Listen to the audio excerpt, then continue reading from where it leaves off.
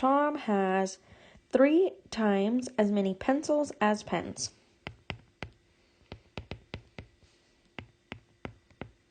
So we're going to compare Tom's pencils to his pens, and he has 3 times as many pencils.